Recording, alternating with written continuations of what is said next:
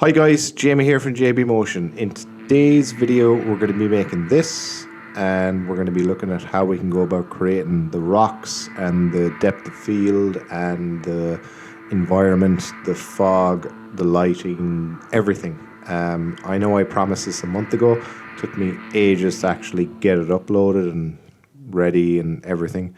Been busy, I guess. Not an excuse, but it's the truth. So let's get started on this. Here we go.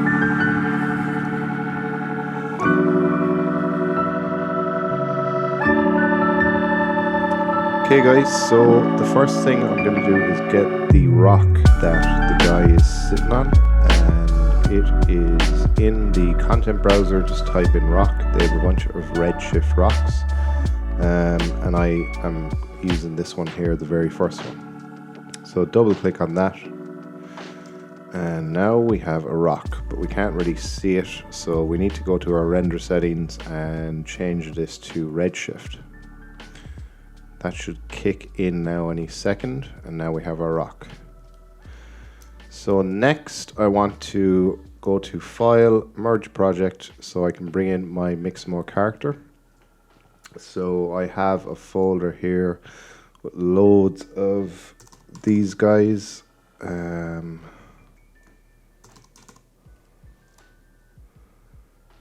So I need to find which one it's in Sitting Laughing, that's the one. And it's this one, Sitting Laughing 2. So I'll put this into the description below for you guys to download it.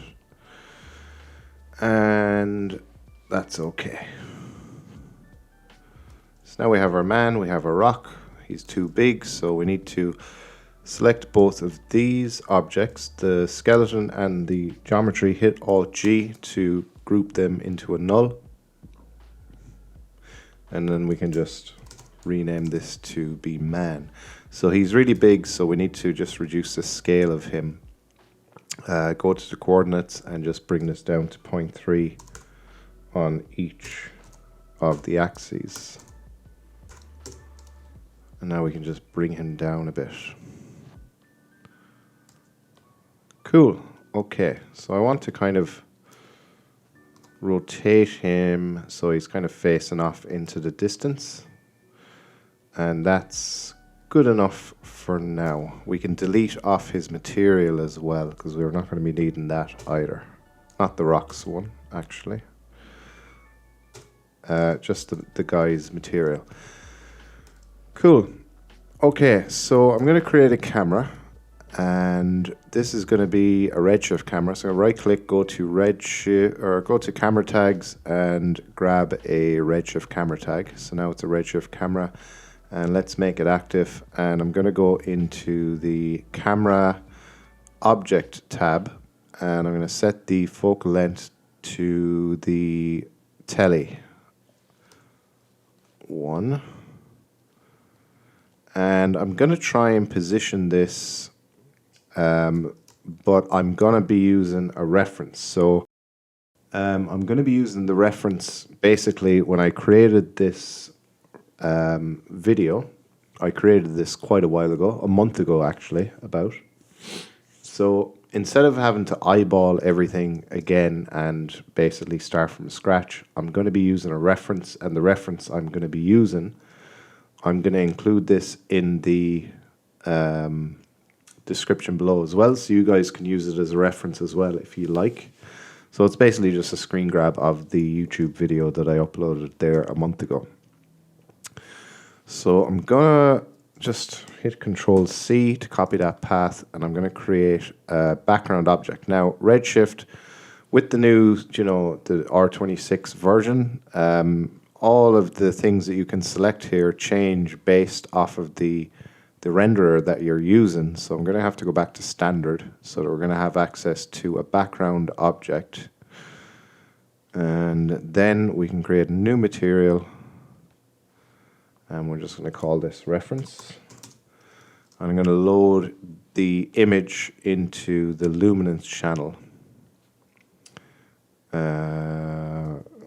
28, man on rock. So I'm going to load this image in, and then I can just apply this material to the background object. And now we have our reference. So now I'll be able to line up this camera a bit better. So I'm just moving the camera around until I kind of feel like it's looking good. So the horizon line obviously has to not be like that. It's more like that. And I want this guy to be kind of standing more up straight so I can see it a bit better. So I'm just moving the timeline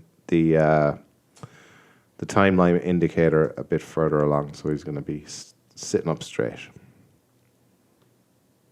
Something like that.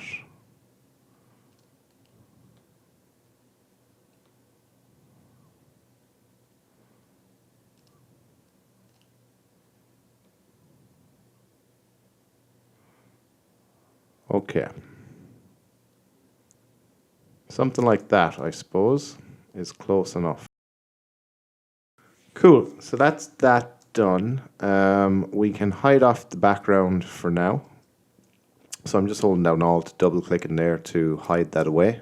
Let's close this and let's go back to the Redshift renderer so we can see our rock again.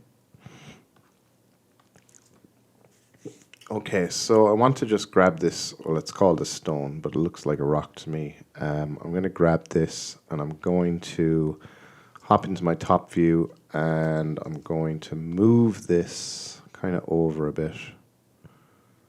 And I'm going to grab my man and I'm just going to push him down a bit so he looks like he's more sitting into that rock. Something like that. Let's get back our background reference and just reposition that so it's a bit closer to our reference. Cool, so now we can start creating the mountains. So let's grab a landscape and jump into our top view. We'll go into four-way view so we can see what we're doing. Move this a good bit back. And I'm going to pull it down a bit. I'm going to hit R on my keyboard to rotate this so that it's kind of perpendicular to the camera. And then I'll be able to just scale it outwards in this direction. Kind of like that. Maybe increase the scale. I'm using this orange circle to increase the scale. Just trying to match it up to this reference. I'm going to push it back even further and scale it up, move it down, scale it up a bit more and push it over. Might make it a bit wider. And scale it up again. So we have something like this. And you can tell how far away that is by just moving your camera around. You can see that the guy is moving a lot, whereas the mountain in the far distance is barely moving. I'm going to hit Control-Shift-Z to undo that camera movement. And now we have our first mountain. So now we're going to go back into our top view and we're going to create another mountain. So I'm going to go and grab another landscape. And I'm going to bring this all the way over here. Let's go into our four-way view so we can see what we're doing. And let's just scale this up along the Y and out a bit along the X, I think it is. I'm going to change the seed of this to give us something a bit better looking. Because I'm trying to match it up to this one here in the background. And moving it a bit, going to move it up. Going to scale it a bit more so it's a bit more kind of square. And I'm going to rotate it, or on your keyboard, rotate it around the y-axis. Something like that. So that's going to be that mountain there, and then we're going to grab this, and we're just going to go into our move tool so we can hold down control, click and drag, and we're going to duplicate this, and this one's going to be, we're going to try and replicate this one now. So I'm just going to bring this further away from the camera, bring it up along the Y, and I'm going to change the rotation of this, something like that. And I'm going to then create this one, so I'm going to duplicate this, holding down control, clicking and dragging, scale that up, and I'll change the seed of this one to give us something different.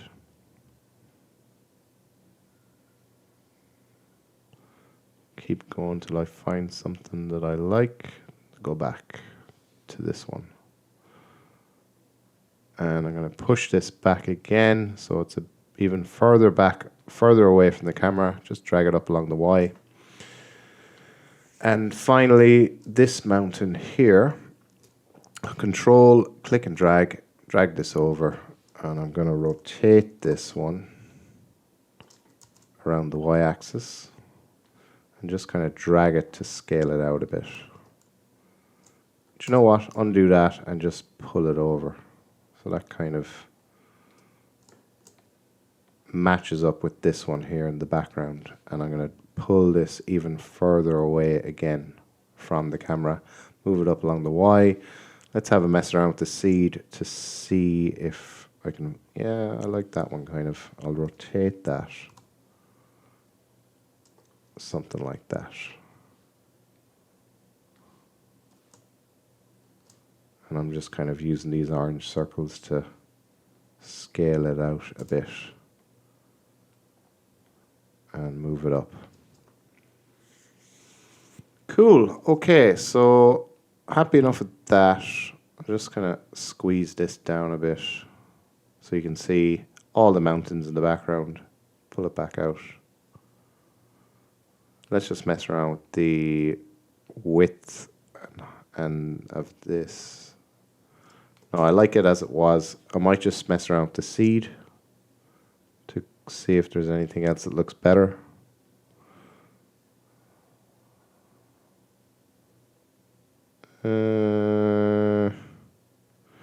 No, I think I was happy enough with it left at 0. Just pull it down a bit. Pull that down. Pull this one down a bit as well. And just scale it up again. Scale it up and out.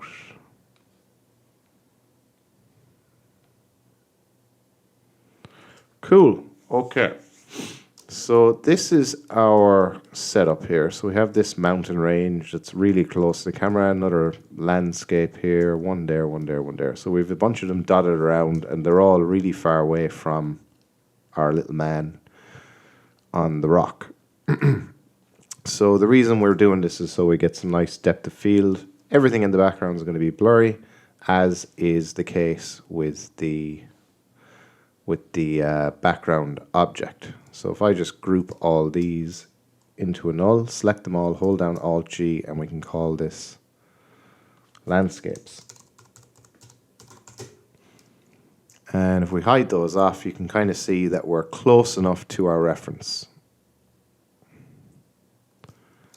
Cool. Okay, so now what we're going to do is, I suppose we'll go into our Redshift well, this is the view that it's the layout that I set up myself.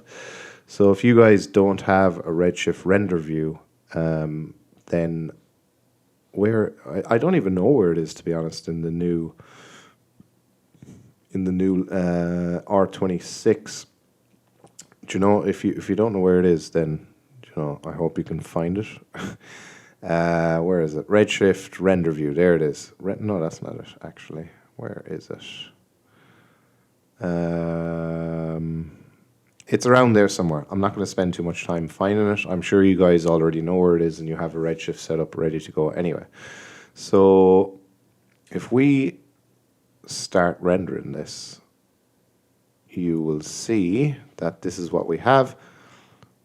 And okay, so this is what we have so far. So now what we can do is we can hide off the background, and we can create a bit of lighting. So add a bit of lighting. We're going to go and grab a Redshift Sun and Sky rig. And I'm going to rotate this, go into the coordinates tab. I'm going to rotate this around till I get some lighting that I like.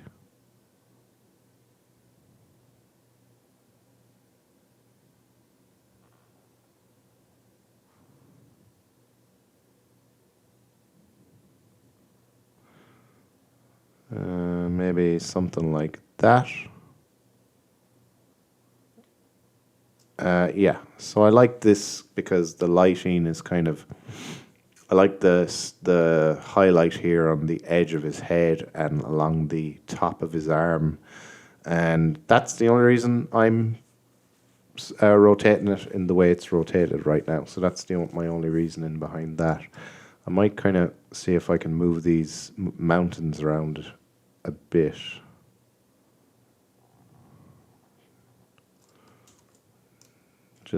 I'll rotate these actually to see if I can get a bit better shading. Like if I rotate this like that, I get a nice bit of shading here.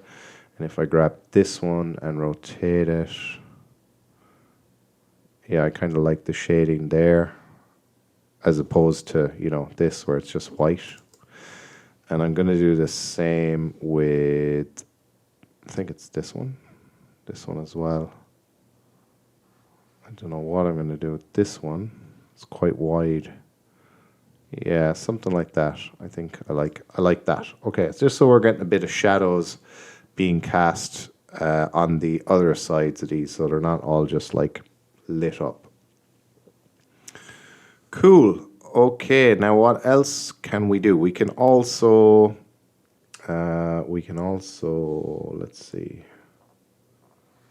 Let's just close this down. We can, let's save. Make sure you save as, guys, because I already have this saved as. So I'm just going to save project. And I'm going to now just apply this material that we got when we brought in our rock or our stone object. Just apply this to the landscapes null. And now they're all going to have the same material as the rock that the guy is sitting on. So let's now create this, set the camera up so it has some nice depth of field. So we're not going to be able to see any of this messiness here because, let's be honest, it looks horrible. So we don't want to see that as clearly as we can see it. So let's go into our camera or into our Redshift camera tag and go to the bokeh tab, turn on override, turn on enabled. And we need to go into the camera itself, go to physical, and we're going to bring not physical, go to object, and let's bring the focus distance down. You're going to be able to see it here reducing in size, we're going to bring it down so that it meets up with this guy. Let's just reduce that so it's focusing in on the guy and everything else is blurred out in the background. And we can go to physical, we can go to the Redshift camera tag and we can set the power of this to like 0.6. Something like that. Cool.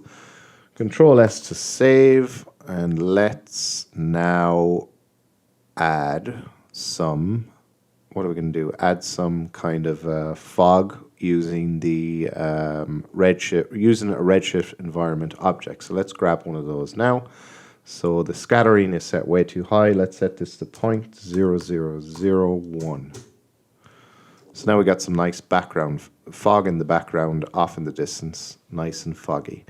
We can set up the tint of this because remember, if we jump into our perspective, turn on our reference image, it's quite orange looking. So that's kind of the look I was going for.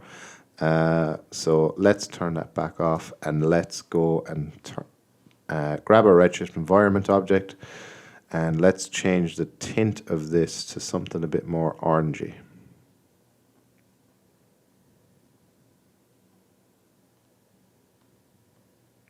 Something like that. And if we go to our Redshift Sky and just scroll down to the, where is it? Let's scroll down to the red blue shift property here, and we can just drag that out a bit so we get this whole scene looking nice and orange, you know. So it looks like basically closer to the reference that I have here. Let's go back there. Let's just see if we want to increase that even more. Where is it? Redshift Sky. And we can bring that up. That's obviously too much. Something like that. So around 0.5. I'm going to go for 0.5. Cool. So now what we can do as well for a bit of foreground, we can grab this stone, go to our move tool, hold down control, and I'm going to try and grab this. If you can't actually grab that, you can just go into your top view, grab this axis handle, hold down control, click and drag. And now we have another rock. We can just rotate it so that it looks different to the one that our guy is sitting on. Something like that. Maybe bring it down a bit. And let's just do that again. Hold down control and click and drag. Let's bring that up into the view. And we can rotate this as well, so that it's looking good in our shot and not looking like a duplicate. And we can push that further back as well,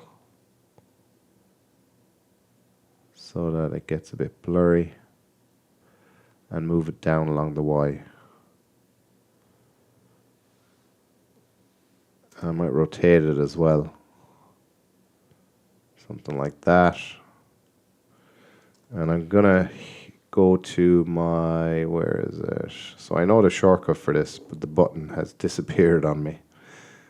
Oh, here it is. Okay, so if we hit W, we can switch to the world coordinate system.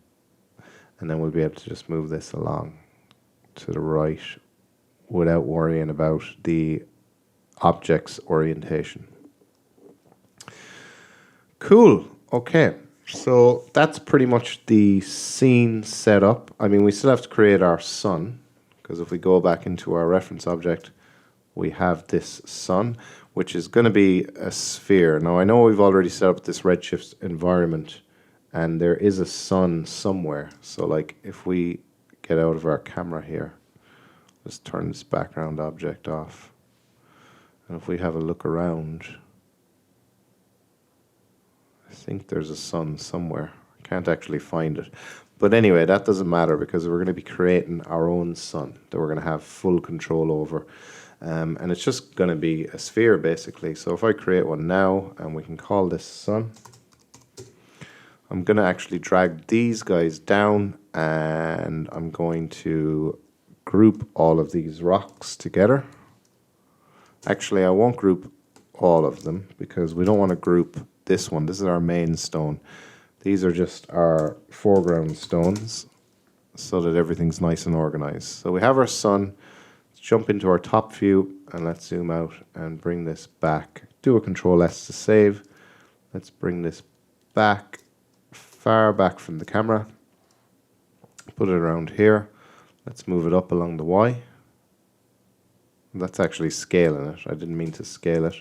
Jump into the right view and move that up along the Y. And I'm going to scale it up now so that it's a bit bigger. Cool. Okay, so what we can do now is create the material for our guy. So I'm gonna just create a new Redshift material, and I'm going to call this guy or man, and I'm going to apply it to our guy or our man. Just going to overwrite that material that we deleted earlier. So I want to get a bit of displacement on his body, so I'm going to add a Redshift object tag to him. And I'm going to go to the Geometry tab, turn on this geometry, enable tessellation, and I'm going to enable displacement. I'm going to set the maximum displacement to something like 0.5, maybe even less actually, 0.015, something like that. And displacement scale, I'm going to go for a value of 2. So let's open up the material, and we can go into the node editor, and let's just double click anywhere here, and you can grab a displacement node, and we need to put this into the displacement channel here in the output. And I'm going to double click again so I can grab a max on noise, and this is going into the displacement channel, into the displacement node, into the text map. Right, okay, so let's see. Let's change the type of this to wavy turbulence. So we're not seeing anything at the moment. Oh, we are. Okay, there we go. So we're getting some nice displacement on him now. I'm going to zoom in a bit as well so we can actually see this more clearly. Just click on this double arrow here. Go to original size and set this to 100%. And now you can kind of drag this around the same way you would drag around the camera in Cinema 4D. Okay, cool. So I think I'm liking that straight away. It's kind of close to the reference that we had at the start. So I think I'm going to stick with this for the, let's see. We can also actually drive the, well, let's go back for a second, all right? So this is reflective. We have some reflection. If we turn that off, we have no reflection, so I like it with a bit of reflection. And we can drive the roughness of the reflection. If we go back into the node editor, we can drive the roughness of the reflection with this same max on noise. If I just drag this up to the roughness there, so now it looks like we're getting, it looks a bit nicer, I think. I mean, you might prefer without that. So basically it's telling the roughness of the reflection to be to be rough in the darker areas and less rough in the white. I think that's it anyway. It could be the opposite now, so don't quote me on that. But that's looking pretty good. For the color of this guy, we had him as a red, kind of a reddish color. Something like that. And he had, I think the Fresnel type was set to metalness. Bring that right up. Yeah, something like that. I mean, you can mess around with this. You don't have to do it exactly as I'm doing my one. But I think that's quite close to the reference that we had, something like that. Cool, so that's the material for our guy. And I'm just going to go back to fit to window. We need to create a material for our sun, because right now it's just a sphere. So we need to go and create a new Redshift material. It's going to be an incandescent material, and we're going to apply that to our sun, our fake sun. And we're going to bring up, let's open that up, and we'll bring up the intensity multiplier up to like 150. So that's nice and bright. We'll go 200. So if we do a bucket render here and see what that looks like.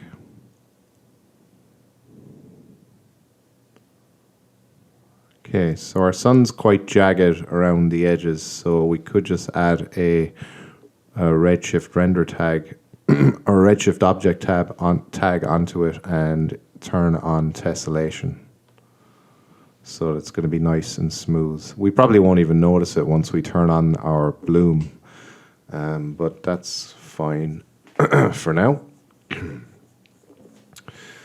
And what else are we going to do? We're going to animate our camera as well. So I'm going to jump into perspective view here.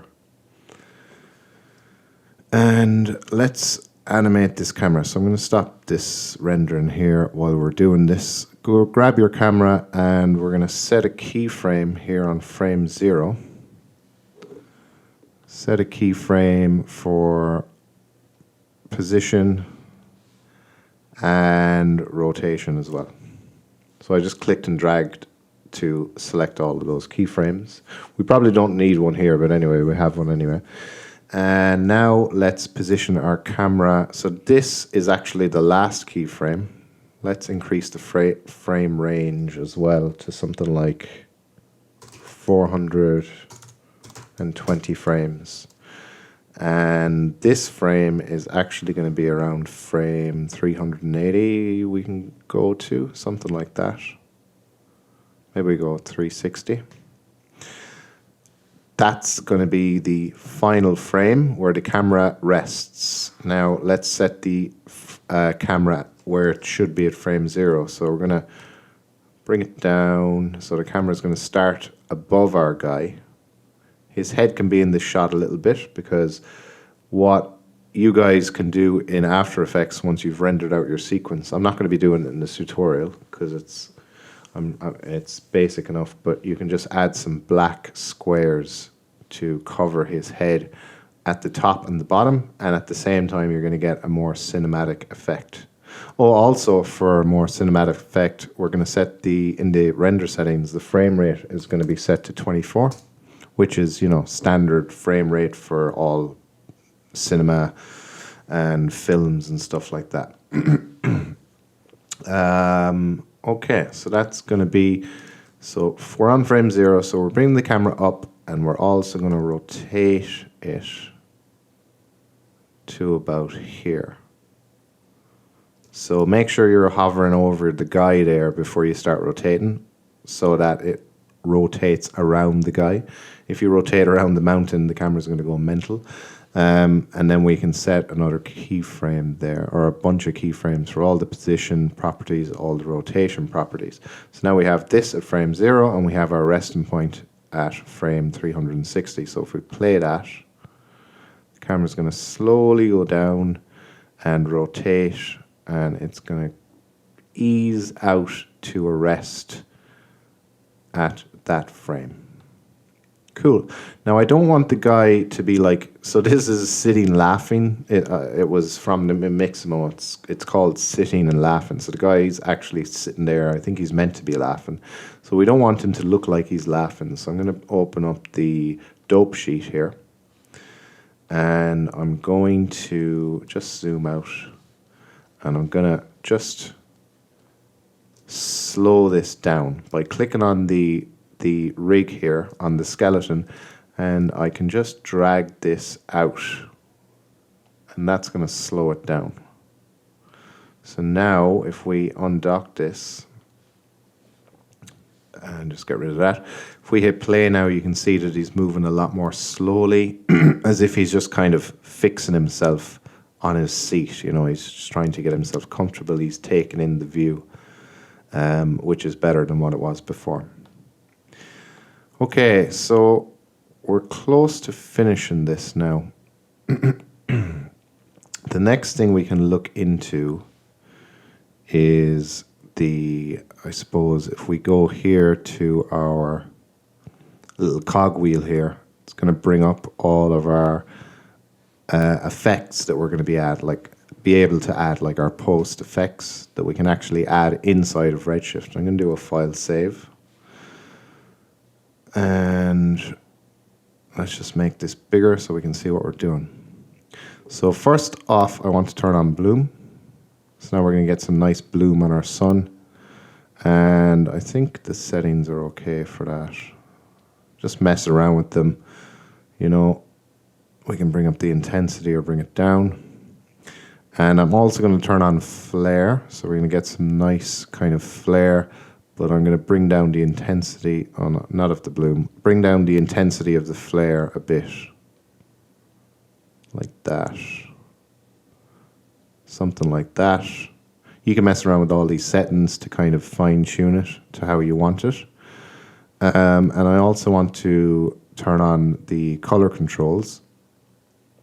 And here we can kind of, if I just go to a better frame here, we can mess around with the curves here, just like you would in Photoshop, so or After Effects. So I can bring down the shadows here and kind of bring up the highlights up here to get a bit more contrast, and the midtones then you can just kind of play around with those to get them to where you want them to be. So if I turn that off, turn it on, I think that looks a bit better. I'm going to reposition this rock as well. I'll do a file save, and I'm going to go into my top view. I think I want to bring this rock a bit further away from the camera.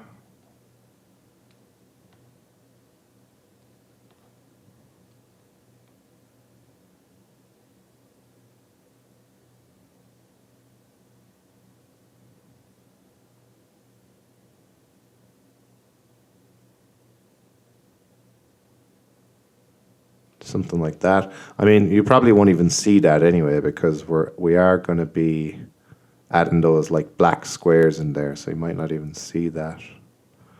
So yeah, something like that for that rock, because it's a bit too close. I want it to be a bit blurred out, get a bit more depth of field on that rock. So I think this is pretty much it, guys. I mean, it's quite close to the reference. You might argue that the sky isn't as orange as the one in the... Let's do a bucket render here. Yeah, so we're getting a bit of noise in the background. So what we can do is we can go to our... If I just turn that bucket render off, go to our render settings, and we can go to the Redshift render settings, turn on denoising, and let's just do another bucket render on that. That'll clear up the noise we were getting there. It will, of course, increase render times, but yeah, that's looking pretty good, I think. I might increase the bloom a bit. Let's see, bloom intensity. Yeah, something like that I think I might go for. And let's see, I might go into the Redshift Sky, go to the Sky tab, and maybe mess around with this red-blue shift. This is the value I'm going to keep it at. And I think that's pretty much good to go. I'm happy enough with that. I might go into my material here and see if I can kind of make this a bit more orange. Like a sun should be, I guess. It's also making our mountains really yellow as well. I'm not sure if I like that.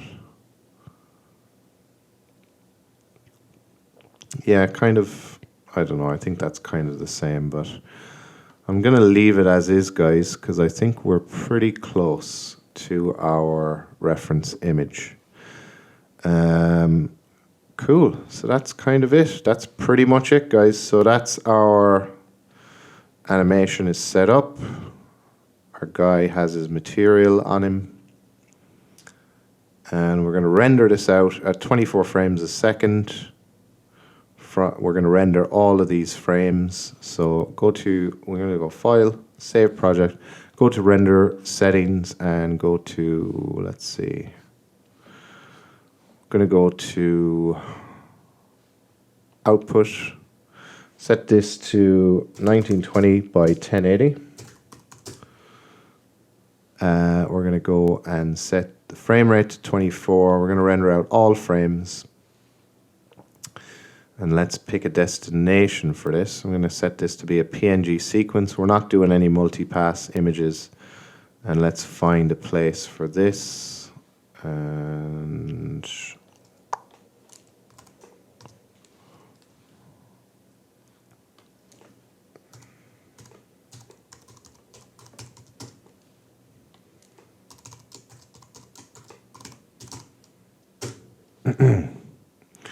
don't need alpha channel, and I think that's it.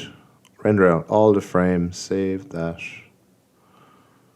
Cool. Okay. Let's do a file save. Go to render and render queue.